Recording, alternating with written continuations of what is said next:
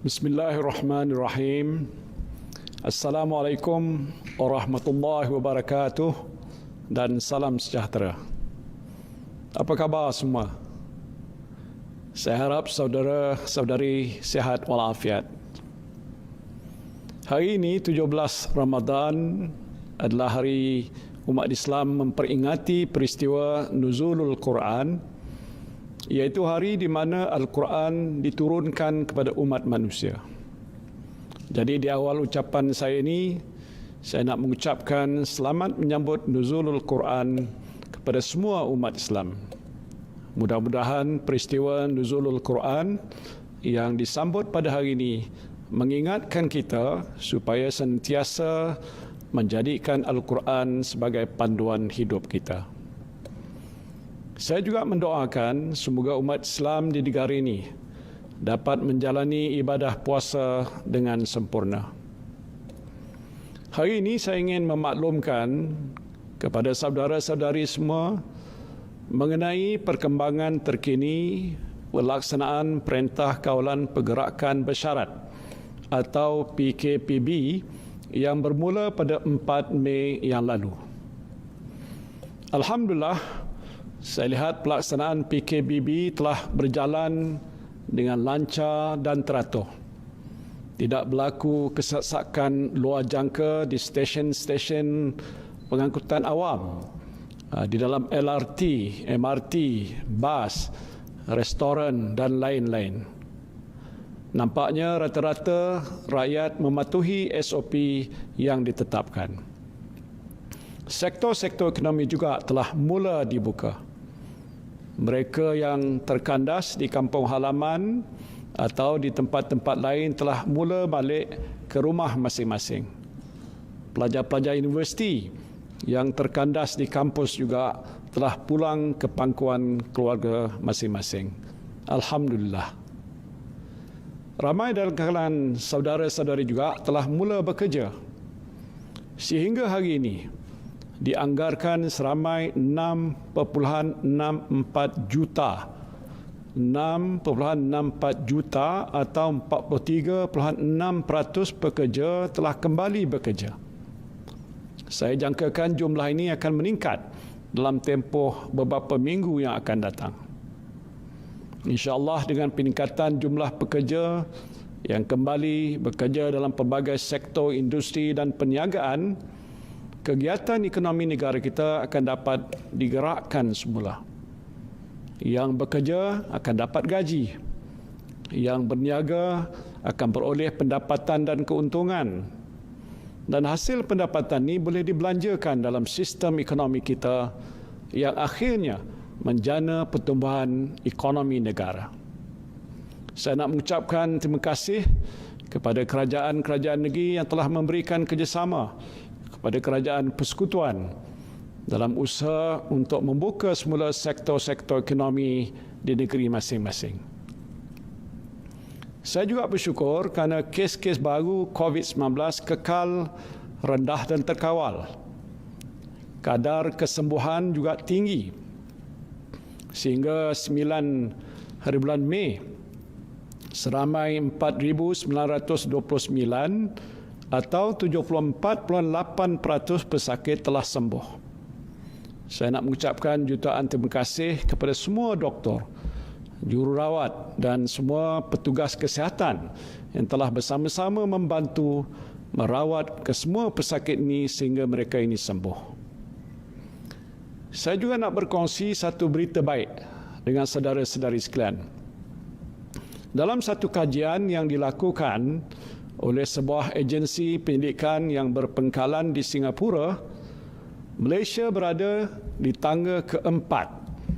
Tangga keempat daripada 105 buah negara dari segi tahap kepuasan hati rakyat terhadap usaha yang dilakukan oleh kerajaan dalam menangani wabak COVID-19. Jadi sekali lagi saya nak mengucapkan terima kasih dan tahniah kepada semua petugas barisan hadapan yang telah banyak berkorban sepanjang tempoh 2-3 bulan ini untuk memastikan semua rakyat Malaysia terselamat daripada wabak COVID-19.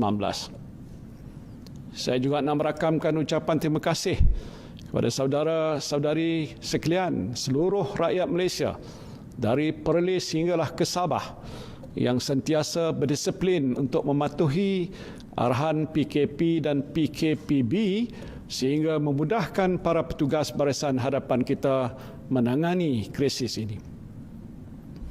Hasil daripada usaha bersungguh-sungguh yang dilakukan oleh para petugas barisan hadapan dan disiplin saudara-saudari sepanjang tempoh PKP dan PKPB dilaksanakan, kita telah berjaya menjadikan hampir seluruh mukim atau zon di negara kita berstatus hijau. Kawasan-kawasan ini tidak mencatatkan sebarang kes positif COVID-19 baru dalam tempoh 2 minggu yang lalu. Daripada 1,178 mukim, bahagian zon, subzon dan presin di seluruh negara, sebanyak 1,112 atau 94.4% telah dikategorikan sebagai hijau, manakala 62 atau 5.2% dikategorikan sebagai kuning dan hanya 4 atau 0.34% saja yang masih berstatus merah. Yang dimaksudkan dengan status merah ialah kawasan-kawasan yang mencatatkan lebih 40 kes positif COVID-19. Untuk makluman saudara-saudari, terdapat 4 kawasan setakat ini yang masih berstatus merah, iaitu Mukim Batu Gombak Selangor, Zon Batu Mukim Batu Kuala Lumpur, Zon Kampung Baru Mukim Bandar Kuala Lumpur dan Mukim Pedas daerah Rembau Negeri Sembilan. Bagi penduduk di kawasan-kawasan ini, saya nasihatkan supaya lebih berhati-hati apabila keluar rumah. Amalkan penjarakan sosial, pakai penutup mulut dan hidung, sentiasa bersihkan tangan dan kalau boleh kurangkan aktiviti di luar rumah. Bagi penduduk di luar kawasan ini, nasihat saya pertamanya jangan berkunjung ke kawasan ini buat masa ini. Itu lebih baik supaya kita tidak terdedah kepada jangkitan wabak COVID-19 ini. Keduanya, bagi penduduk di kawasan hijau, jangan ingat anda semua telah selamat dan boleh bergerak ke sana sini dengan bebas. Saudara-saudari mungkin beranggapan yang saudara-saudari tidak akan dijangkiti wabak ini kerana berada di kawasan hijau. Tapi saya nak ingatkan selalu yang virus COVID-19 ini adalah musuh senyap. Musuh senyap yang kita tak nampak. Dan ianya boleh menyerang kita pada bila-bila masa dan di mana-mana saja. Jadi berhati-hatilah. Penjarakan sosial, memakai topeng mulut dan hidung dan membersih tangan mestilah terus diamalkan sehinggalah kita berjaya menemui vaksin untuk virus ini. Menurut pandangan pakar perubatan, proses untuk menghasilkan vaksin ini biasanya mengambil masa yang agak lama, iaitu antara 12 hingga 12 bulan lagi. Saya telah berhubung dengan beberapa pemimpin negara luar dan dimaklumkan ujian-ujian klinikal sedang giat dilaksanakan untuk menghasilkan vaksin bagi virus ini. Saya berharap vaksin ini akan dapat dihasilkan seberapa segera supaya kita boleh bebas daripada ancaman COVID-19 dengan secepat mungkin. Saudara-saudari yang saya kasihi sekalian, walaupun kita telah mencapai banyak perkembangan positif dalam usaha memerangi wabak COVID-19 ini, usaha kita masih belum berjaya sepenuhnya. Langkah-langkah masih perlu diambil untuk memerangi wabak ini. Dari segi pandangan umum juga, saya dapati rata-rata rakyat mahukan supaya kerajaan terus mengambil langkah-langkah yang wajar untuk memerangi wabak ini. Justru atas nasihat Kementerian Kesihatan Malaysia dan Majlis Keselamatan Negara, saya ingin mengumumkan Perintah Kawalan Pergerakan Bersyarat atau PKPB yang berkuat kuasa hingga 12 Mei 2020 akan disambung lagi sehingga 9 Jun 2020, iaitu selama 4 minggu lagi. Ini bermakna semua peraturan dan SOP yang dilaksanakan sepanjang tempoh PKPB pada masa ini akan kekal berkuat kuasa sehingga 9 Jun 2020. Sebarang perubahan mengenai peraturan, SOP ataupun senarai sektor yang dibenarkan beroperasi akan dimaklumkan daripada masa ke semasa. Dalam tempoh ini ada beberapa perayaan utama yang lazimnya akan melibatkan pergerakan orang ramai, iaitu Hari Raya Aidilfitri, Pesta Keamatan dan Hari Gawai. Jadi saya nak mengingatkan saudara-saudari tentang larangan pergerakan antara negeri yang masih berkuat kuasa dalam tempoh ini. Ini bermakna, minta maaflah banyak-banyak dan saya mohon ampun demi untuk menjaga keselamatan dan kesihatan kita semua, perjalanan balik kampung merentas sempadan negeri untuk tujuan berhari raya tidak dibenarkan. Saya tahulah ramai yang agak sedih tak dapat balik berhari raya di kampung bersama keluarga. Bersabarlah.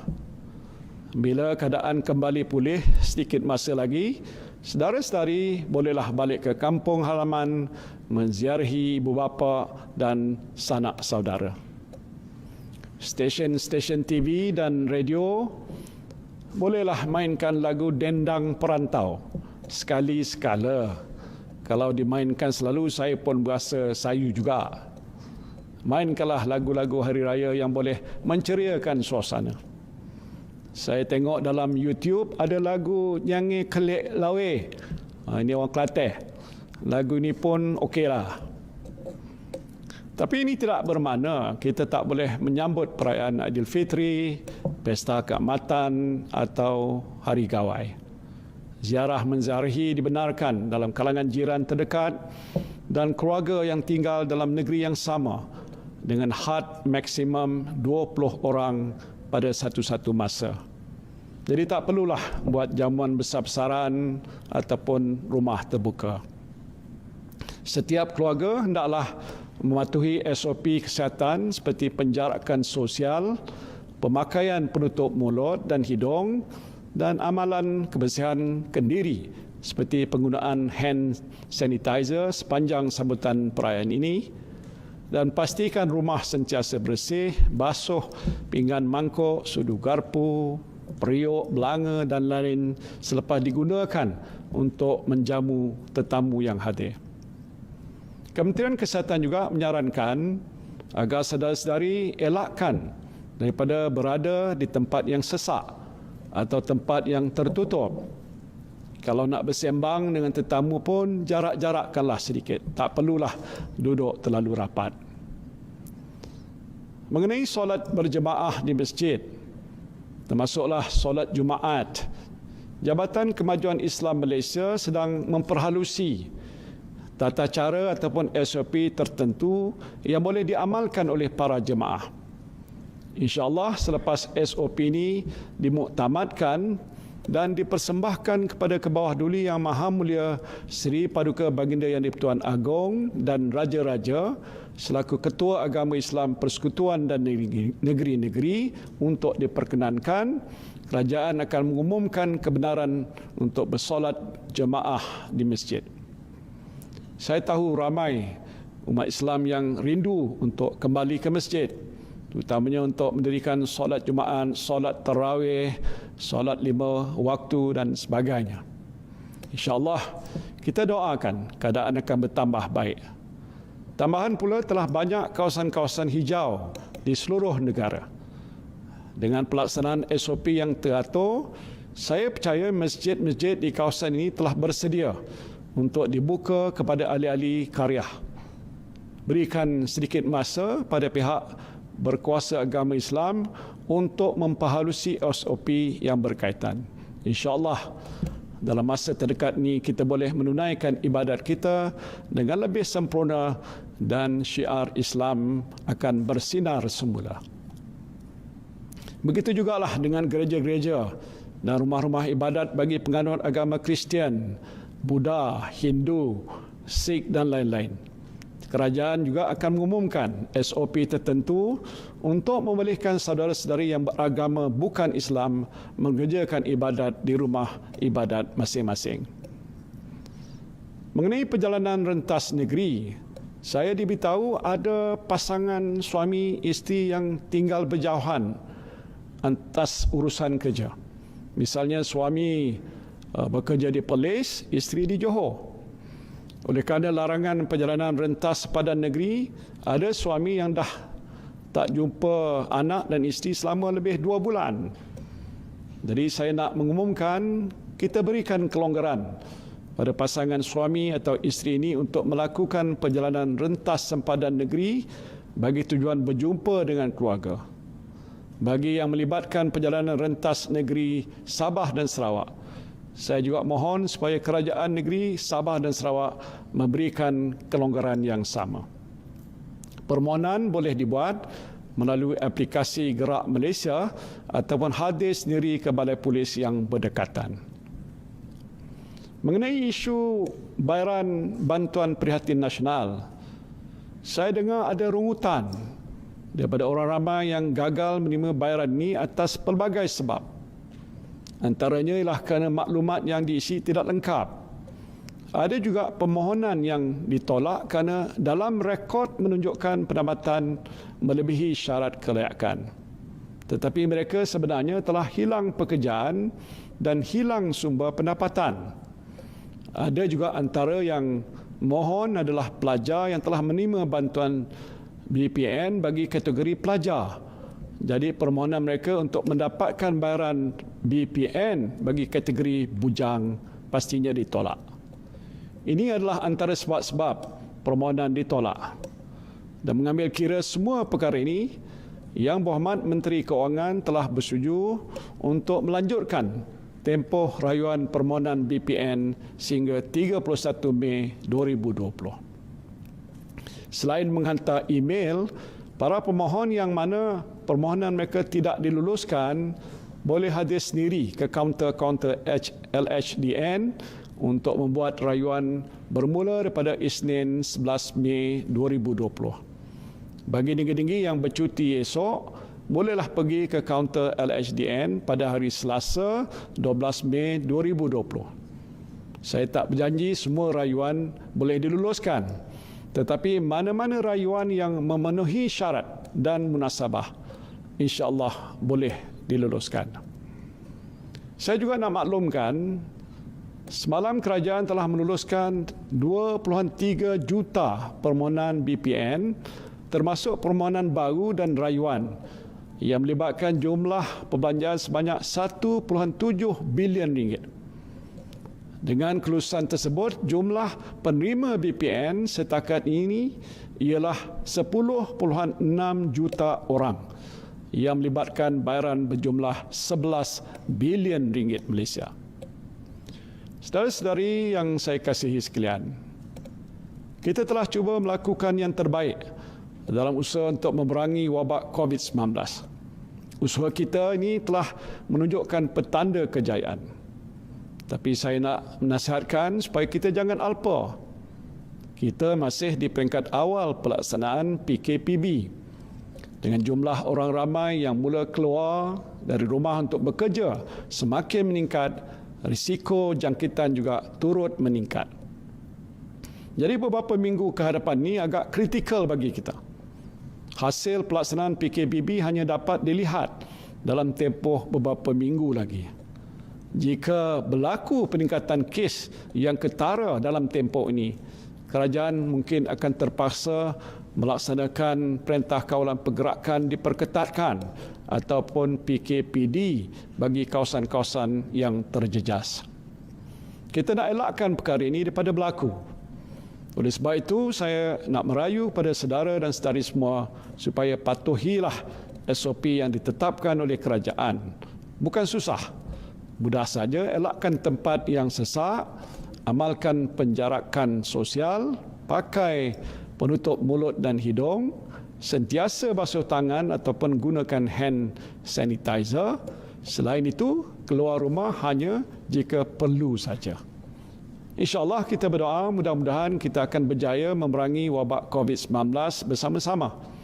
Kepada semua umat Islam, saya ucapkan selamat menjalani ibadah puasa. Juga pada para ibu, selamat menyambut Hari Ibu pada hari ini. Terima kasih. Wabillahi taufiq wal hidayah. Wassalamualaikum warahmatullahi wabarakatuh.